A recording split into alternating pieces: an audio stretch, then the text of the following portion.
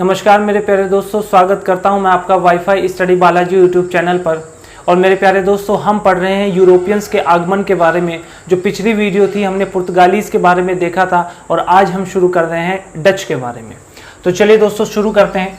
देखिए, मैं एक बार फिर से आपका रिवीजन करा देता हूं कि भारत में जो यूरोपियंस आए थे इनको हमें सीक्वेंस से पढ़ना है। तो सबसे पहले पुर्तगालीज आए थे, फिर डच आए थे, फिर ब्रिटिशर्स, फिर डेनिश और फिर फ्रांसीसी आए थे या फिर फ्रेंच आए थे।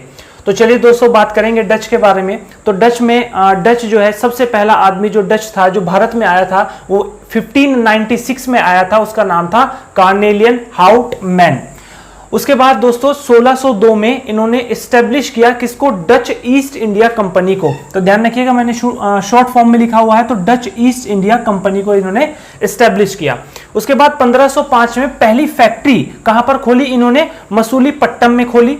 उसके बाद इन्होंने इंडिया में पेगोडा कॉइन्स चलाए। तो ये जो पेगोडा कॉइन्स थे ये गोल्डन कॉइन थे, मतलब सोने के सिक्के चलाए थे इन्होंने।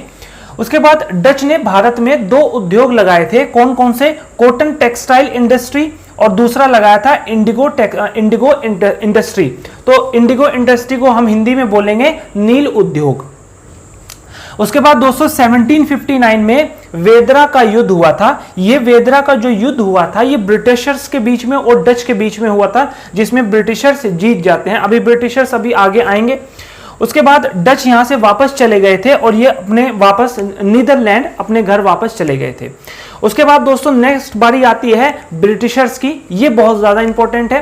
तो हालांकि मैंने ये तो बहुत बड़ा टॉपिक है क्योंकि पूरा का पूरा जो मॉडर्न इंडिया है वो ब्रिटिशर्स से ही भरा हुआ है। तो जो मेन पॉइंट है वो मैं यहाँ पे बताऊंगा। बाकी विस्तार से इनकी जो है आगे की जो वीडियो आएंगी वो बड़ी बड़ी वीडियो होंगी, इन्हीं के बारे में होगी सब।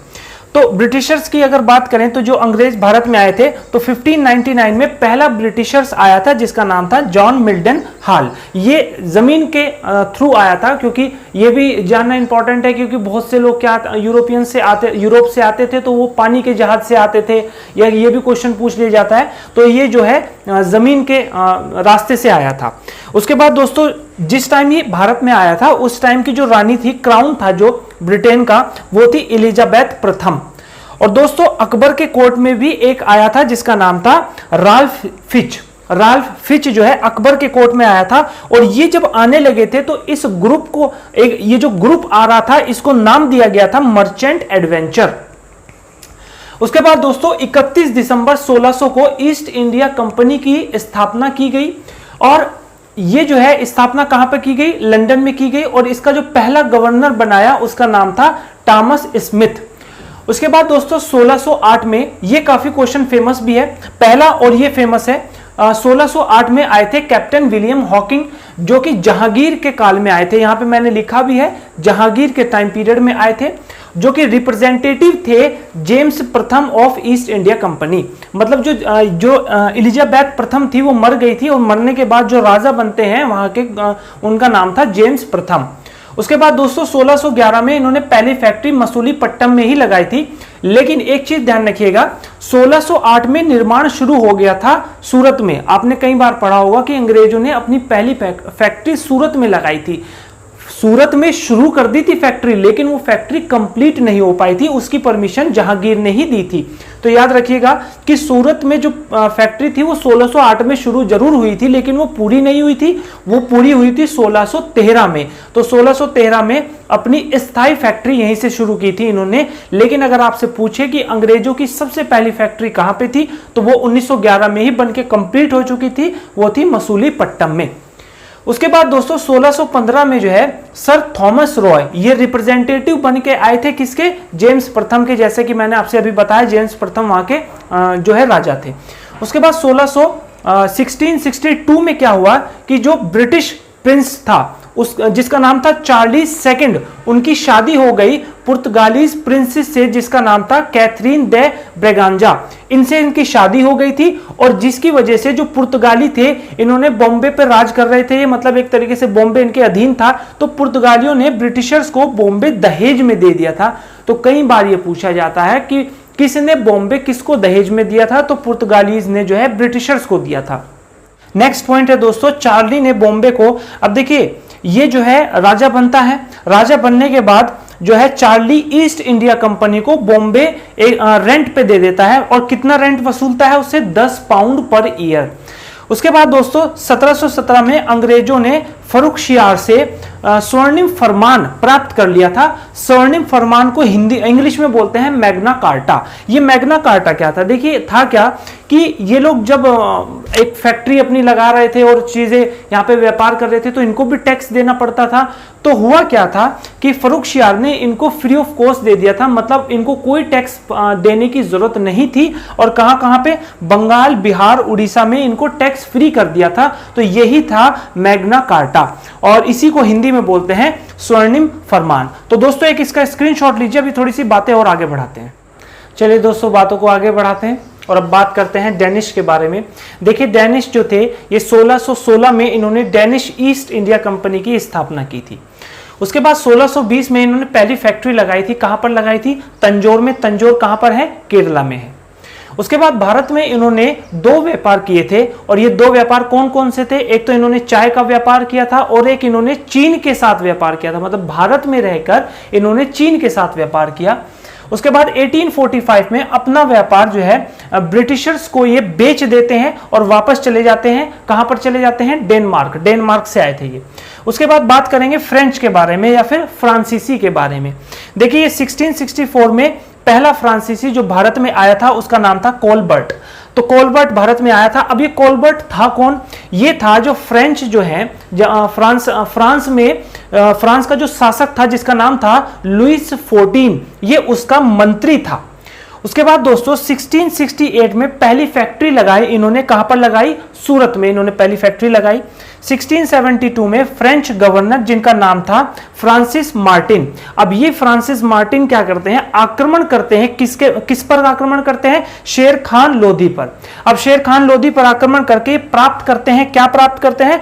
पौंडीचेरी विलेज को। और यही पौंडीचेरी विलेज को ये 1674 में फ्रेंच की कैपिटल मतलब राजधानी बनाई जाती है पौंडीचेरी। और ये पौंडीचेरी जो है आजाद कब होता है? जाके 1954 में। उसके बाद दोस्तों कर्नाटक युद्ध। देखिए कर्नाटक युद्ध, ये 3 युद्ध लड़े गए थे भारत में और मैंने यहां पे लिखा है कि पहला, दूसरा, तीसरा युद्ध। क्या टाइम पीरियड था इनका? कारण क्या बने इन युद्ध के लड़ने के? और फिर इनमें संधि क्या हुई? और जो संधि के बाद मतलब भारत में इसका कौन कौन से भारत में युद्ध इफेक्ट किए थे? देखिए बात को थोड़ा समझिएगा। जो कर्नाटक युद्ध था ये फ्रांसीसियों और ब्रिटिश के लोगों के बीच में लड़े गए थे।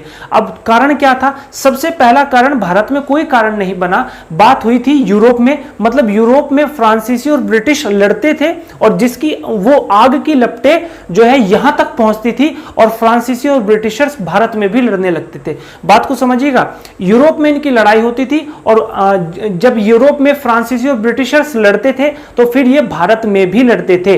अगर मैं बात करूं कर्नाटक युद्ध में, पहला जो कर्नाटक युद्ध हुआ है ये 1746 से लेके 48 तक हुआ है। अब देखिए कारण क्या बना? ऑस्ट्रिया में उत्तराधिकार का युद्ध चल रहा था और इस युद्ध में कौन लड़ रहे थे? फ्रांसीसी और ब्रिटिशर्स लड़ रहे थे, जिसकी वजह से यहां पर भी भारत में भी युद्ध होता है। और इंडिया में कौन सा युद्ध लड़ा जाता है? सेंट थाम का युद्ध। अब सेंट थाम का युद्ध 1748 में लड़ा जाता है। क्वेश्चन पेपर में पूछता है, कहेगा कि बताओ सेंट थाम का युद्ध किस कर्नाटक युद्ध के दौरान लड़ा गया था? तो पहले कर्नाटक युद्ध के दौरान लड़ा गया था। अब जो ये युद्ध समाप्त हुए थे, संधि हुई थी, ये थी एला सापेल की संधि। अब ये जो एला सापेल की संधि हुई थी ये 1748 में यूरोप में हुई थी फ्रांसीसी और ब्रिटिशर्स के बीच में।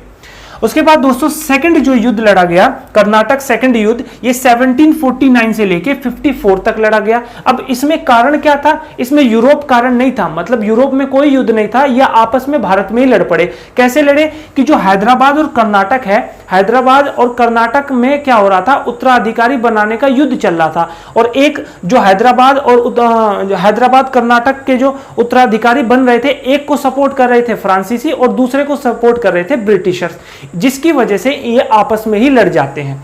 और दोस्तों यहां पर फिर संधि भी होती है, जो इस युद्ध को समाप्त किया जाता है वो है पांडिचेरी की संधि। और ये जो इस सेकंड जो कर्नाटक युद्ध में ब्रिटिश और फ्रांसीसी जो भारत में जो फेमस युद्ध लड़ा गया वो था अंबूर का युद्ध। उसके बाद दोस्तों बात करेंगे थर्ड कर्नाटक युद्ध के बारे में। थर्ड कर्नाटक युद्ध जो है ये 1756 से लेकर 63 तक लड़ा गया। अब इसमें क्या भारत कोई कारण नहीं था, इसमें फिर यूरोप कारण बना। यूरोप में क्या हुआ कि ब्रिटेन और फ्रांस के बीच में 7 साल तक युद्ध चला, जिसकी वजह से वहां युद्ध हो रहा था तो भारत में भी लड़ पड़े आपस में। अब ये युद्ध जो यूरोप में लड़ा जा रहा था ये रोका कब गया, किस संधि के दौरान रोका गया, तो ये थी पेरिस की संधि। मतलब पेरिस की संधि के दौरान इस 7 साल के युद्ध को रोका गया था। अब भारत में क्या असर पड़ा इसका, भारत में देखिए एक वांडी वाश का युद्ध लड़ा गया 1760 में, 1760 में। तो इसमें हुआ क्या कि फ्रांसीसी और ब्रिटिश के जो लोग थे वो बहुत मतलब एक तरीके से फाइनल युद्ध समझिए इन लोगों के बीच में, क्योंकि यहाँ पे फ्रांस के लोगों का बिल्कुल खात्मा हो गया था। और जो फ्रांस की तरफ से जो अगुवाई ब्रिटिश की तरफ से जो अगुवाई कर रहे थे उनका नाम था सर अय्यर कूट, और जो फ्रेंच की तरफ से अगुवाई कर रहे थे उनका नाम था काउंट लाली। तो ये था पूरा का पूरा लेक्चर जो कि था भारत में यूरोपियन का आगमन, पार्ट नंबर 1, और ये था पार्ट नंबर 2।